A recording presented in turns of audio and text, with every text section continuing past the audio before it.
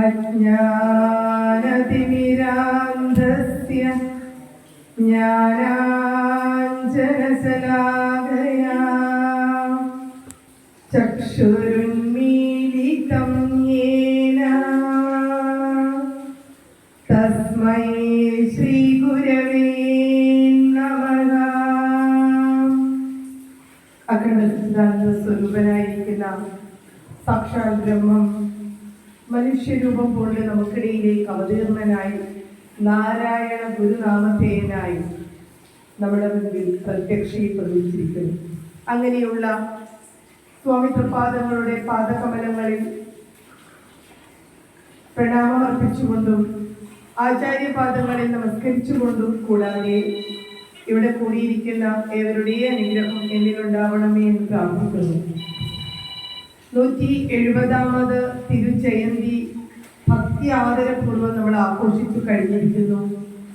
97ാമത് മഹാസമാധി നാളെ ഭക്തിപൂർവ്വം നമ്മൾ എന്ത് ചെയ്യാണ്, മനസ്സുകൊണ്ടും ശരീരം കൊണ്ടും ഗുരുപാദ പൂജയായി സമർപ്പിച്ചുകൊണ്ട് ഇനി നമ്മൾ ആ 97ാമത് മഹാസമാധി ദിന ആചരണത്തിലേക്ക് മെല്ലെ മെല്ലെ അടുത്തുകൊണ്ടേയിരിക്കും.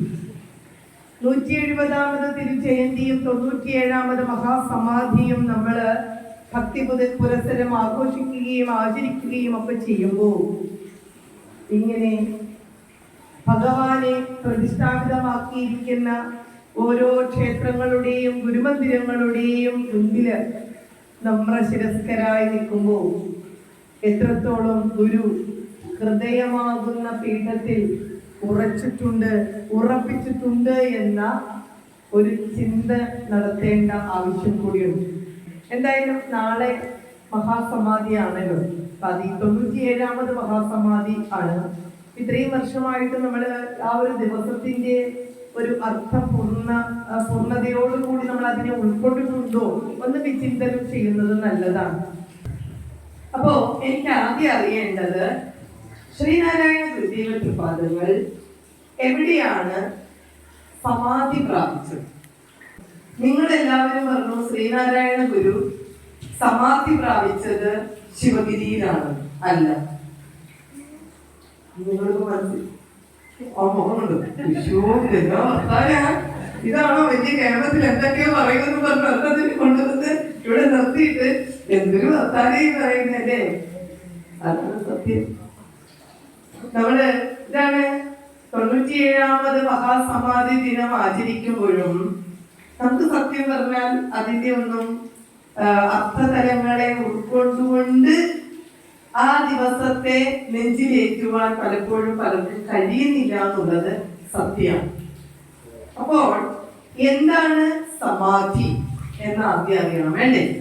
ഇത് നിങ്ങൾ അവസാനം നമുക്ക് നോക്കാം.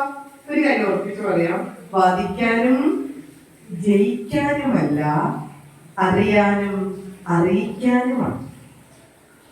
വാദകോലാഹലങ്ങൾ ബുദ്ധിയുടെ വ്യവഹാരമാണ്. അതിനപ്പുറം പോയ പരമമായ സത്യയെ ഉണ്മയെ അറിയണമെങ്കിൽ വാദകോലാഹലങ്ങളിൽ നിന്ന് മാറി നിൽക്കണം. എന്നിട്ട് ഉത്തമമായ ചൈതന്യത്തെ ഉള്ളിൽ കണ്ട് അതിലാരമിച്ച് അതായി മാറുവാൻ സാധിക്കണം. ഇതാണ് ഗുരുക്കന്മാര് നമ്മളോട് പറയുക. അപ്പോ എന്തായാലും ഒരു കാര്യം വ്യക്തമായി, നമ്മൾ അടിത്തറ മുതൽ കെട്ടിക്കയറും. ശ്രീനാരായണ ഗുരുദേവ തൃപാദങ്ങൾ സമാധി പ്രാപിച്ചത് ശിവഗിരിയിലല്ല, പിന്നെ എവിടെയാണ്? അപ്പോൾ എന്താണ് സമാധി? സമ്യക് അധീയതേ അസ്മിൻ ഇതി സമാധി എന്ന വിവക്ഷ. സമാധി എന്ന് പറഞ്ഞാൽ എന്താണ്? സാമ്യ അവസ്ഥയെ പ്രാപിക്കുന്നതിന്, ജ്ഞാനം പരിപക്വമായി എത്തുന്ന അവസ്ഥ, രണ്ടില്ലാത്ത അവസ്ഥയെ പ്രാപിക്കൽ, ബോധം അതിന്റെ പൂർണ്ണമായ തലത്തിൽ ഒരു യോഗിക്ക് അനുഭവവേദ്യമാകുന്ന അവസ്ഥയ്ക്കാണ് എന്ത് പറയുക? സമാധി അവസ്ഥ എന്ന് പറയുക. മനസ്സിലായോ? ഇത് ശ്രീനാരായണ ഗുരുദേവ തൃപാദങ്ങൾക്ക് ഈ സമാധി അവസ്ഥ പ്രാപിക്കുന്നത് ഏതാണ്ട് 30, 31, 32, 33 ഈ ഒരു കാലഘട്ടത്തിൽ, ഈ ഒരു പ്രായത്തിനിടയിൽ മരുത്വാമലയിൽ വെച്ചാണ്. ശ്രീനാരായണ ഗുരു സമാധി പ്രാപിക്കുന്നത് ശിവഗിരിയിലല്ല, പിന്നെ എവിടെയാ? രൂക്ഷമായിട്ട് നോക്കിയിട്ടൊന്നും ഒരു കാര്യമില്ല. ഉള്ളത് കുറെ ഇരിക്കാൻ പറ്റുമോ? ശ്രീനാരായണ ഗുരുദേവ തൃപ്പാദങ്ങള് സമാധി പ്രാപിക്കുന്നത് എവിടെയാണ്? മരുത്വാമലയില. സമാധി എന്താണെന്ന് അറിയാത്തത് കൊണ്ടാണ് കേട്ടോ. അപ്പോ രണ്ടില്ലാത്ത അവസ്ഥയെ, ഞാനും നീയും ഞെരുക്ക് കലരുന്ന അവസ്ഥയ്ക്കാണ് ഏതവസ്ഥ എന്ന് പറയാ? സമാധി അവസ്ഥ എന്ന് പറയും. അതായത് ഒരു യോഗി തന്റെ യോഗാവസ്ഥയുടെ പരിപൂർണതയിലേക്ക്, പരിപക്വതയിലേക്ക് വന്നു ചേരുവാൻ ചില കടമ്പകൾ കടന്ന് അവസാനം തന്റെ പരമലക്ഷ്യത്തിലേക്ക് അഥവാ മോക്ഷത്തിലേക്ക് എത്തുന്ന അവസ്ഥയ്ക്ക്, ബോധം അതിന്റെ പൂർണ്ണതലത്തിൽ കോടി സൂര്യ പ്രഭാതുല്യം ഉദിച്ചുയരുന്ന അവസ്ഥയ്ക്കാണ് എന്ത് പറയാ? സമാധി അവസ്ഥ എന്ന് പറയുന്നത്. ഇനി ഇച്ചിരി കൂടി വ്യക്തമായിട്ട് പറഞ്ഞാൽ എന്താണ്? മനുഷ്യാവതാരം കൊണ്ട് സാക്ഷാൽ പരബ്രഹ്മത്തോട്, ആ പരബ്രഹ്മമാകുന്ന ചൈതന്യത്തോട് ജീവാത്മ ചൈതന്യമായ നാരായണൻ എന്താണ്? രണ്ടില്ലാത്ത അവസ്ഥയെ പ്രാപിച്ചു. ജീവാത്മാവായ നാരായണനും പരമാത്മ ചൈതന്യമായ സാക്ഷാൽ പരബ്രഹ്മവും ഒന്നായി ചേരുന്ന അവസ്ഥയ്ക്കാണ് എന്ന് പറയുക സമാധി അവസ്ഥ എന്ന് പറയാ. ഇത് ഗുരുവിന് എപ്പോഴാണ് സമാധി അവസ്ഥ പ്രാപിച്ചത്? മരുത്വാമലയിൽ വെച്ച്. നിങ്ങള് സുബ്രഹ്മണ്യ കീർത്തനം ചൊല്ലാറുണ്ടോ? അന്തിപ്പൂന്തിങ്കളുന്തി തിരുമുടി തിരുകി ചൂടിയാടും പണത്തിൻ ചന്തം ചിന്തും നിലാവിനൊളി വെളിയിൽ വിയർഗംഗ പൊങ്ങിക്കവിഞ്ഞും. ഗുരു ഇവിടെ കൃത്യമായി ഈ ഒരു കൃതിയിൽ പറയും, സ്പഷ്ടം നിലാവങ്ങു നീങ്ങി ദിനകരൻ ഉദയം ചെയ്തു ചന്ദ്രൻ മറഞ്ഞു തട്ടിത്തട്ടി പെരുക്കി പെരുവളിയതിലാക്കിയിടുവാൻ പിന്നെയാട്ടെ കഷ്ടം ദീനം പിടിച്ചോ അതിനെ അത് കുടിച്ചോ കിടക്കുന്ന ലോകർക്ക് ഉത്തിഷ്ടോത്തിഷ്ട ശീഘ്രം നദിയിൽ മുഴുകുവാൻ കാലമായി വന്നിട്ടിപ്പോൾ. തനിക്ക് ലഭിച്ച ആത്മാനന്ദ രസാനുഭൂതിയുടെ ആഴത്തെ കുറിച്ച്, അതിന്റെ വ്യാപ്തിയെ കുറിച്ച്, ആ ആനന്ദ രസത്തെ കുറിച്ച്, താൻ പ്രാപിച്ച രണ്ടില്ലാത്ത അവസ്ഥയെ കുറിച്ച്, സാമ്യ അവസ്ഥയെ കുറിച്ച് ശ്രീനാരായണ ഗുരുദേവ തൃപ്പാദങ്ങൾ വ്യക്തമാക്കി വെച്ചിരിക്കുന്നു ഈ ഭാഗത്തിൽ. അപ്പൊ സമാധി എന്ന് പറഞ്ഞാൽ ശരീരം ഉപേക്ഷിക്കലല്ല. ശരീരം അപ്പോഴും എന്തുണ്ട്? അവിടെ അതുപോലെ തന്നെയുണ്ട്. ശ്രീനാരായണ ഗുരുദേവ തൃപ്പാദങ്ങൾ 72-ാം വയസ്സിലെ തന്റെ പിറന്നാൾ കൂടി കഴിഞ്ഞിട്ടാണ് ഗുരുവിന്റെ ദേഹവിയോഗം സംഭവിക്കുക. ശരിയല്ലേ? അത് കഴിഞ്ഞ് ഏതാണ്ട് 73 വയസ്സിലേക്ക് ഇറങ്ങുമ്പോഴാണ് ഗുരുവിന്റെ ശരീരത്തിന് എന്ത് സംഭവിക്കുക? ദേഹവിയോഗം, ശരീരത്തിന്റെ പതനം സംഭവിക്കുക. ശരീരം ഇവിടെ ഗുരു ഉപേക്ഷിക്കുന്നു. അപ്പോ എന്താണ് സമാധി എന്ന് മനസ്സിലായാൽ മാത്രമേ കന്നി അഞ്ചെന്ന ദിവസം എന്താണെന്ന് അറിയൂ. ഇനി എന്താണ് സമാധി എന്ന് ചുരുക്കൂടി പറഞ്ഞാൽ, ഒരു യോഗി അല്ലെങ്കിൽ ഈശ്വരനെ അന്വേഷിച്ചു നടക്കുന്ന ഒരു സാധകൻ, ഒരു ഈശ്വര അന്വേഷിയായിട്ടുള്ള, പരമമായ മോക്ഷത്തെ അത്യധികമായി ആഗ്രഹിക്കുന്ന ഒരു സത്യദർശി കടന്നു വരുന്ന വഴികൾ, ചില വഴികളുണ്ട്, ചില കടമ്പകൾ കടന്നിട്ട് വേണം ഏത്? ഈ രണ്ടില്ലാത്ത അവസ്ഥയെ പ്രാപിക്കാൻ. യമം, നിയമം, ആസനം, പ്രാണായാമം, പ്രത്യാഹാരം, ധാരണ, ധ്യാനം, സമാധി. ഈ ഓരോരോ പടികൾ കടന്ന് കടന്ന് കടന്ന് രണ്ടില്ലാത്ത അവസ്ഥയെ ഈ ജീവൻ പ്രാപിക്കുമ്പോൾ അതിനെയാണ് എന്ത് പറയാ? സമാധി അവസ്ഥ. ഇത് എവിടെ പറയുന്നു എന്ന് ചോദിച്ചാൽ പതഞ്ജലിയുടെ യോഗസൂത്രം. പതഞ്ജലി മഹർഷി കൃത്യമായി എന്താണ് സമാധി അവസ്ഥ എന്ന് കൃത്യമായി പറഞ്ഞിട്ടുണ്ട്. ശ്രീനാരായണ ഗുരുദേവ തൃപ്പാദങ്ങളും ഇത് വ്യക്തമായി പറഞ്ഞിട്ടുണ്ട്. എവിടെ? ദർശനമാല എന്ന് പറയുന്ന ഗുരുവിന്റെ കൃതിയില് നിർവാണ ദർശനവും യോഗ ദർശനവും ഒക്കെ പഠിക്കുമ്പോൾ നിങ്ങൾക്ക് ഇത് അവിടെ കൃത്യമായി മനസ്സിലാവും. അപ്പോ യമം ആദ്യം എന്ത് ചെയ്യുക? മനസ്സിനെ അടക്കണം. ഒരു ഋഷി, ഒരു മുനി ആദ്യം എന്ത് ശീലിക്കണം? മനസ്സിനെ നിയന്ത്രിക്കുവാൻ ശീലിക്കണം, മനസ്സിനെ അടക്കുവാൻ ശീലിക്കണം. യമം ഉണ്ടാവണം. നിയമം എന്താണോ വേദം പറഞ്ഞിട്ടുള്ളത് അതനുസരിച്ച് ഈശ്വരീയമായ തലത്തിൽ, ഈശ്വരന് ഹിതമായ തലത്തിൽ തന്റെ ജീവിതചര്യ ക്രമപ്പെടുത്തണം. ഈശ്വരന് ഹിതമായ രീതിയിൽ വേദം ഉദ്ഘോഷിക്കുന്ന തരത്തിലുള്ള നിയമങ്ങളിൽ കൂടി എന്ത് ചെയ്യണം? തന്റെ ജീവിതം ചിട്ടപ്പെടുത്തിയെടുക്കണം. യമം, നിയമം, ആസനം, ഒരു പ്രത്യേകമായ രീതിയിൽ ശരീരത്തെ എന്താണ് ഇരുത്തുന്ന രീതി, അതായത് പത്മാസനം പോലെയുള്ള ഏതാണോ തനിക്ക് സുഖമായിട്ടുള്ള ഒരു ആസനം, ആ ആസന സമ്പ്രദായ രീതി പരിശീലിക്കൽ, അതാണ് ഏത്? ആസനം. അപ്പം യമം, നിയമം, ആസനം. കുറെ അധിക സമയങ്ങള് ജപധ്യാനാദികളിൽ മുഴുകിയിരിക്കുവാൻ താൻ ഒരു പ്രത്യേകമായ രീതിയിൽ എന്ത് ചെയ്യണം? ആസനം പരിശീലിക്കണം. സുഖമായ രീതിയിൽ ശരീരത്തിനെ എന്താണ് ബുദ്ധിമുട്ടിക്കാതെ സുഖമായ രീതിയിൽ ഈശ്വര ചിന്തയോട് കൂടി ഇരിക്കുവാൻ ശരീരത്തിന് ഒരു പ്രത്യേക ആസന സമ്പ്രദായത്തിൽ പത്മാസനം പോലെയുള്ള അർദ്ധപത്മാസനം പോലെ ഏതാണോ ആ രീതിയിൽ സുഖമായി ഇരിക്കുവാനായ ഒരു രീതി ക്രമപ്പെടുത്തിയെടുക്കുക, ശീലിപ്പിച്ചെടുക്കുക. അങ്ങനെ യമം, നിയമം, ആസനം, പ്രാണായാമം സ്ഥൂല ശരീരത്തെയും സൂക്ഷ്മ ശരീരത്തെയും തന്റെ നിയന്ത്രണത്തിൽ വരുത്തണമെങ്കിൽ ശ്വാസോച്ഛ്വാസങ്ങളുടെ ഗതിയെ നിയന്ത്രിക്കുവാനുള്ള ഒരു ശേഷി ഉണ്ടാക്കിയെടുക്കുക. പ്രാണന്റെ നിയന്ത്രണം. നമുക്കിതൊന്നും ഇല്ല. ഒരു മനുഷ്യൻ ഒരു ദിവസം എത്ര പ്രാവശ്യം ശ്വാസോച്ഛ്വാസം ചെയ്യണോ അതിന്റെ 4 പോലും നമ്മളാരും ചെയ്യാറില്ല എന്നുള്ളതാണ് സത്യം. അപ്പോ അങ്ങനെ പ്രാണനെ നിയന്ത്രിക്കുവാനുള്ള പരിശീലനം നേടി മനസ്സിനെ അടക്കി ഈശ്വരഹിതമായ രീതിയിൽ കൂടി ജീവിതചര്യ നയിച്ച് പ്രാണനെ നിയന്ത്രിച്ച് പിന്നെന്താണ്? ഇന്ദ്രിയങ്ങളെ അടക്കണം.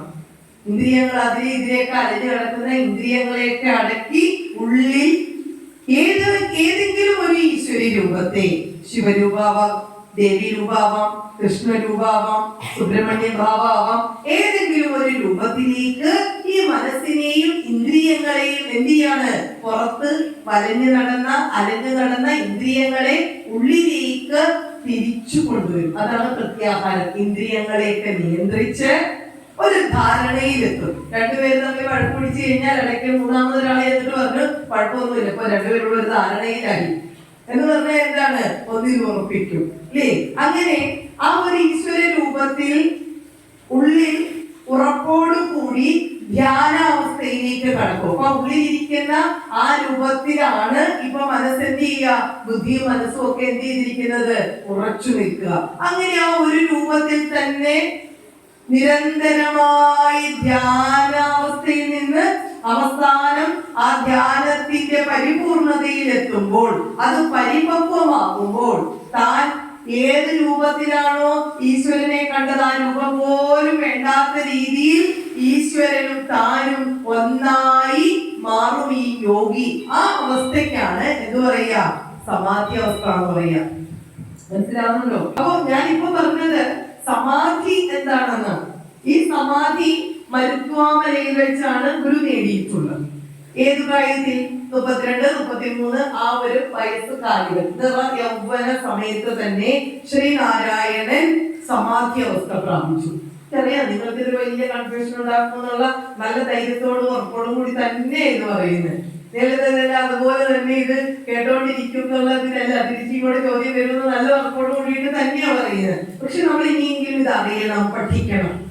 മനസ്സിലായോ? അപ്പോ അങ്ങനെ രണ്ടില്ലാത്ത അവസ്ഥയെ പ്രാപിച്ചു. ഞാൻ പറഞ്ഞല്ലോ, ജീവാത്മാവും പരമാത്മാവും ഒന്നായി ചേരുന്ന അവസ്ഥാവിശേഷത്തിനാണ് എന്തു പറയുക?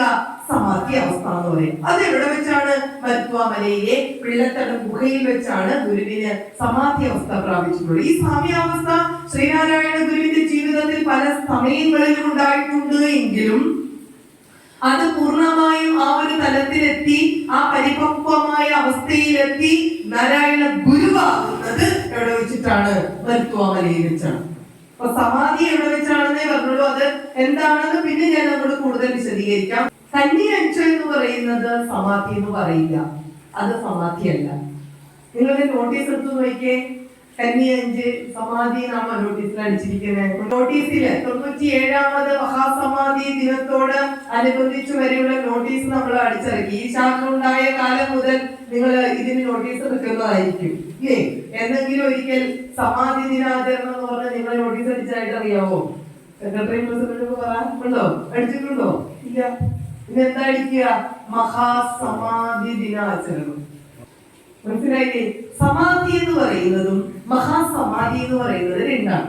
മഹാസമാധി എന്ന് പറഞ്ഞാൽ ശ്രീനാരായണ ഗുരുവിനെ പോലെയുള്ള, രമണ മഹർഷിയെ പോലെയുള്ള, ചട്ടമ്പി സ്വാമികളെ പോലെയുള്ള, ശങ്കര ഭഗവത്പാദരെ പോലെയുള്ള മഹായോഗികൾക്ക് തന്റെ ഈശ്വരീയത പൂർണ്ണമായും പ്രകടമാക്കുവാൻ ശരീരം ഒരു തടസ്സമാകുമ്പോൾ തന്റെ അറിവോടെ, സമ്മതത്തോടെ ആ ശരീരത്തെ ഇവിടെ ഉപേക്ഷിക്കുന്ന അവസ്ഥയ്ക്കാണ് എന്തു പറയുക? നിങ്ങൾക്ക് സംശയം ചോദിക്കാം, ഒരു കുഴപ്പമില്ല, ഒരു വഴിയും വിചാരിക്കണ്ട കേട്ടല്ലോ. മഹാസമാധി എന്ന് പറയുന്നത് ശരീരം ഉപേക്ഷിക്കൽ. സമാധി എന്ന് പറയുമ്പോൾ എന്ത് സംഭവിച്ചിട്ടില്ല? ശരീരത്തിൽ ഒരു മാറ്റം സംഭവിച്ചിട്ടില്ല. പിന്നെ എന്ത് സംഭവിച്ചു? രണ്ടില്ലാത്ത അവസ്ഥയിലേക്ക് ആ ജീവൻ എത്തിച്ചേർന്നു. ഇതിനെയാണ് എന്ത് പറയുക? സമാധി എന്ന് പറയും. അപ്പൊ കന്നി അഞ്ച് എന്ന് പറയുന്നത് എന്താണ്? മഹാസമാധിയാ. എന്ത് പറയാൻ പാടില്ല? സമാധി എന്ന് പറയാൻ പാടില്ല. ഇതിനെ കുറിച്ച് നിങ്ങൾക്ക് കേട്ടപ്പോ ഇതിനെ കുറിച്ച് നിങ്ങൾക്ക് ഇനി സംശയം ഉണ്ടെങ്കിൽ ദർശനമാലയിൽ ഗുരു പറയുന്നുണ്ട്, ഇല്ലെങ്കിൽ സുബ്രഹ്മണ്യ കീർത്തനത്തിൽ ഈ ഒരു ഭാഗത്ത് ഗുരു പറയുന്നുണ്ട്. ദർശനമാല യോഗ ദർശനവും നിർവാണ ദർശനവും ഒക്കെ വായിച്ച് അതിന്റെ മലയാള അർത്ഥം കൊടുത്തിട്ടുണ്ട്, സംസ്കൃത ശ്ലോകം ആണെങ്കിൽ പോലും. ഇതല്ലെങ്കിൽ പതഞ്ജലിയുടെ യോഗസൂത്രവും യോഗ ദർശനവും ഒക്കെ വായിച്ചു കഴിഞ്ഞാൽ അവിടെ ഇതൊക്കെ കൃത്യമായിട്ട് എന്താന്ന് പറയുന്നുണ്ട്. മനസ്സിലായല്ലോ? ഞാൻ അതിലേക്കൊന്നും അധികം പോകുന്നില്ല, കാരണം ഇത് നമുക്ക് ഇച്ചിരി കടുകെട്ടിയ വാക്കായി. നട്ടുച്ച സമയത്ത് ഇത് പറഞ്ഞാൽ എത്രത്തോളം ഗ്രഹിക്കുമെന്ന് നമ്മൾക്ക് ഓരോരുത്തരുടെയും മുഖം കാണുമ്പോ അറിയാം. അയ്യോ കഷ്ടായി പോയല്ലോ, മനസ്സിലാകുന്നില്ലല്ലോ എന്ന അവസ്ഥയിലേക്ക് പോകണ്ട, നമ്മളിത് അറിഞ്ഞിരിക്കേണ്ട. മനസ്സിലായല്ലോ? അപ്പൊ സമാധി എന്താണ്? രണ്ടില്ലാത്ത അവസ്ഥയെ പ്രാപിക്കൽ. ഞാനും നീയും ഞെരുക്ക് കലൻ. അതാണ് ഗുരു പറഞ്ഞത്. സ്പഷ്ടം നിരാവന്നു നീങ്ങി. ഇതാ തന്റെ സർവവിധമായ അജ്ഞാന ഗ്രന്ഥികളും ഭേദിക്കപ്പെട്ടിരിക്കുന്നു. താൻ ഈശ്വരൻ തന്നെ എന്ന ആ ഒരു പൂർണ്ണ അവസ്ഥയിലേക്ക് എത്തിയിരിക്കുന്നു. എന്താണ്? നിലാവ് നീങ്ങി. നിലാവ് വരുന്ന എപ്പോഴാ? നിലാവ് കാണുന്ന എപ്പോഴാ? രാത്രിയിലാണ്. അപ്പൊ എന്തിന്റെ പ്രതീകാണ് നിലാവ്? രാത്രിയുടെ പ്രതീകാണ്. രാത്രി എന്തിന്റെ പ്രതീകാണ്? അജ്ഞാനത്തിന്റെ പ്രതീകാണ്, അറിവുകേടിന്റെ പ്രതീകാണ്. അറിവുകേടുകൾ ഇല്ലാതായി ദിനകരൻ ഉദയം ചെയ്തു. ദിനകരൻ എന്ന് പറഞ്ഞാൽ ആരാണ്? സൂര്യനാണ്. സൂര്യൻ വന്നു എന്ന് പറഞ്ഞാൽ അതിന്റെ അർത്ഥം എന്താണ്? പ്രകാശം ഉണ്ടായിരിക്കുന്നു. പ്രകാശം ഉണ്ടായി എന്ന് പറഞ്ഞാൽ അതിന്റെ അർത്ഥം എന്താണ്? ജ്ഞാനം പൂർണ്ണമായി ഉദയം ചെയ്തിരിക്കുന്നു. സ്വാനുഭവം ഗുരു കൃത്യമായി പറഞ്ഞു. ഒരു കോടി ദിവാകരനൊത്തുയരുംപടി കൃത്യമായി പറഞ്ഞു. എങ്ങനെയാണ്?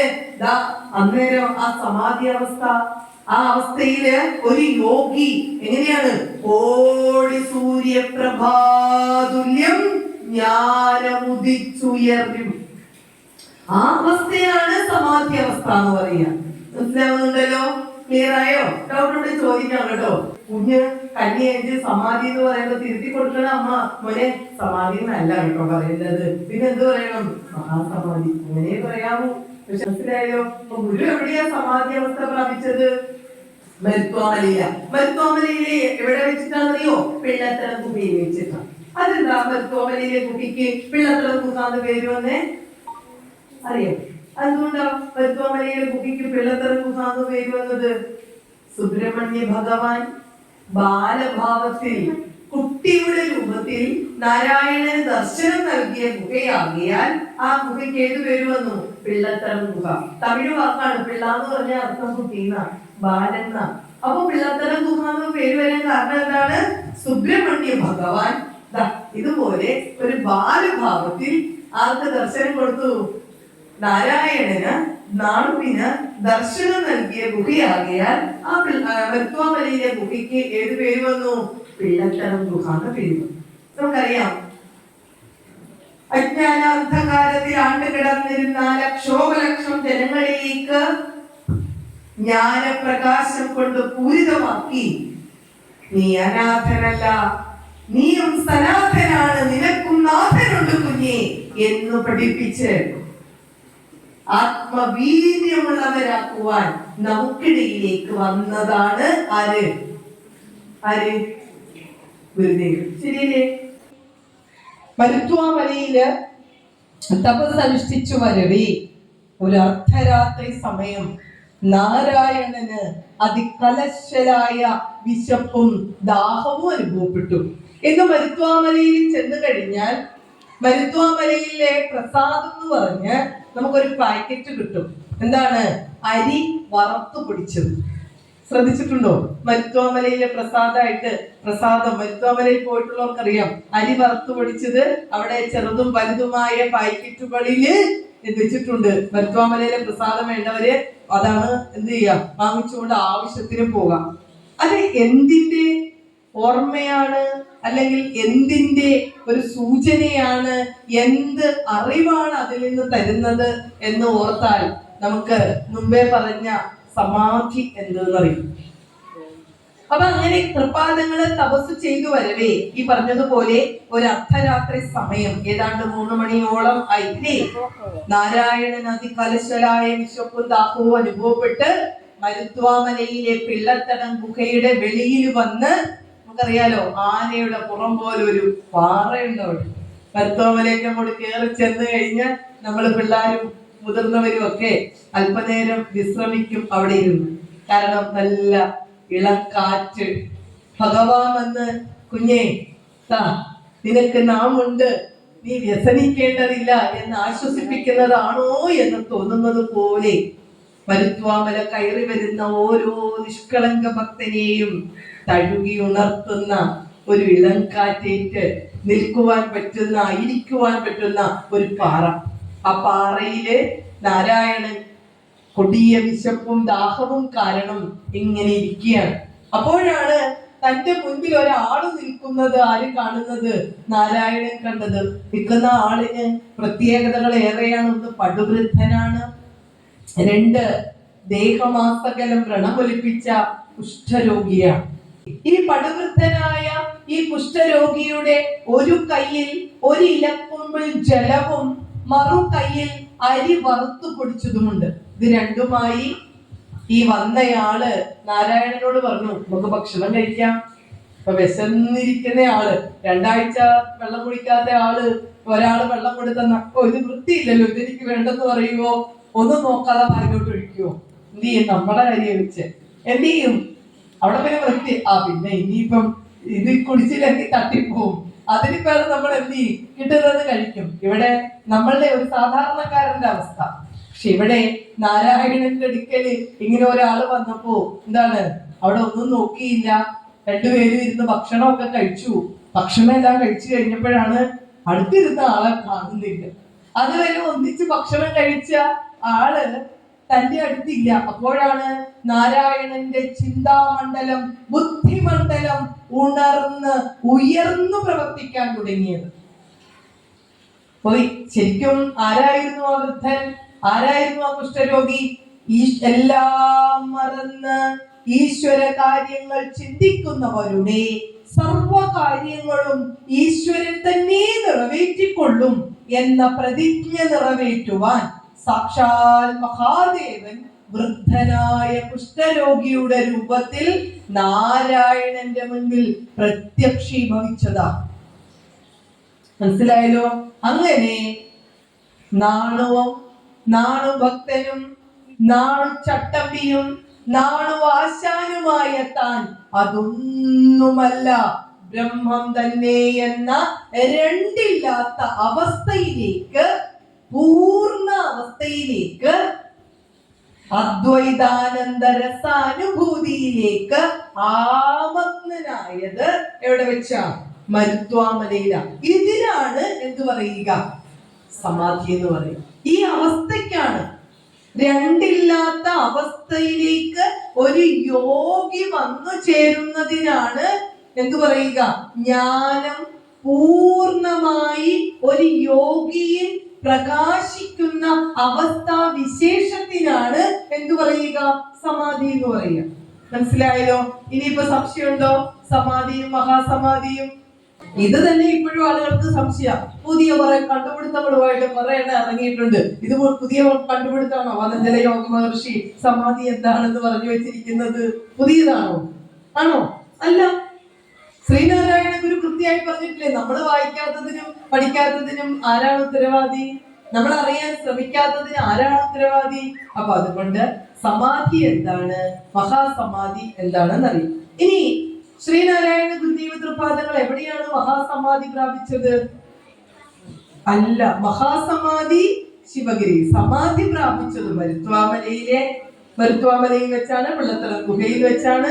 പിന്നെ മഹാസമാധി പ്രാപിച്ചത് എവിടെ വെച്ചാണ്? ശിവഗിരിയില്. എവിടെ വെച്ചാണ്? വൈദിക മഠത്തിൽ വെച്ചാണ്. കേട്ടോ, വൈദിക മഠത്തിൽ വെച്ചാണ് ഗുരു മഹാസമാധി പ്രാപിച്ചത്. മഹാസമാധി എന്ന് പറയുന്നത് ദുഃഖിക്കേണ്ട ദിവസമല്ല. അത് നമ്മൾ ആദ്യം ഇന്ന് നമുക്കറിയില്ല. മഹാസമാധി ഇന്നും ഒരു ദുഃഖാചരണ ഭാഗമായി ആളുകൾ കൊണ്ടുപോവുകയാണ്. അത് തെറ്റാണ്. ദുഃഖിക്കേണ്ട ദിവസം അല്ല, അത് സന്തോഷിക്കേണ്ട ദിവസം. മനസ്സിലായില്ലേ? കാരണം സാക്ഷാൽ ബ്രഹ്മം മനുഷ്യാകാരം കൊണ്ട് തന്റെ ധർമ്മം, തന്റെ കർമ്മം ഇവിടെ പൂർത്തീകരിച്ചതിന് ശേഷം താൻ എന്ത് ചെയ്തു? തന്റെ യഥാർത്ഥ ഭാവത്തിലേക്ക്, സ്വധാമത്തിലേക്ക്, തന്റെ അറിവോടുകൂടി താൻ എന്ത് ചെയ്തു? താൻ സ്വീകരിച്ച വാഹനത്തെ ഉപേക്ഷിച്ചിട്ട് യഥാർത്ഥ ഇടത്തിലേക്ക് പോയി. അതിന് കരയേണ്ട കാര്യമില്ല. അതായത് മഹാസമാധി എന്തോന്ന് പറയുമ്പോ പറയും, ഗുരുക്കന്മാർ അവരുടെ അറിവോടെ സമ്മതത്തോടെ ശരീരം ഇവിടെ ഉപേക്ഷിക്കുന്ന അവസ്ഥയ്ക്കാണ് എന്ത് പറയുക? മഹാസമാധി. വീട്ടിൽ നിന്ന് ഇങ്ങോട്ട് വരുന്നതിന് മുമ്പ് നമ്മള് എല്ലാരും, ഞാൻ നിങ്ങളും ഒക്കെ ഈ വസ്ത്രം ധരിച്ചു, ശരിയല്ലേ? വീട്ടിൽ ഈ വസ്ത്രം ഇട്ടാണ് നമ്മൾ നിന്നത്. അല്ല, ഇങ്ങോട്ട് വരാൻ നേരത്താണ് നമ്മൾ എന്ത് ചെയ്തത്? നമ്മൾ എല്ലാവരും ഈ വസ്ത്രം ധരിച്ചത്. തിരിച്ച് നമ്മൾ വീട്ടിൽ ചെന്ന് കഴിയുമ്പോ എന്ത് ചെയ്യും? ചെന്ന ഉടനെ നമ്മൾ എന്ത് ചെയ്യും? ഈ ഡ്രസ്സ് മാറി വീട്ടിൽ ഇടുന്ന, നമ്മൾക്ക് അതിനായിട്ട് നമ്മൾ കുറെ ഡ്രസ്സ് സെലക്ട് ചെയ്ത് വെച്ചിട്ടുണ്ട്, ശരിയല്ലേ? ആ ഡ്രസ്സ് ധരിക്കും, ആ വസ്ത്രം ധരിക്കും.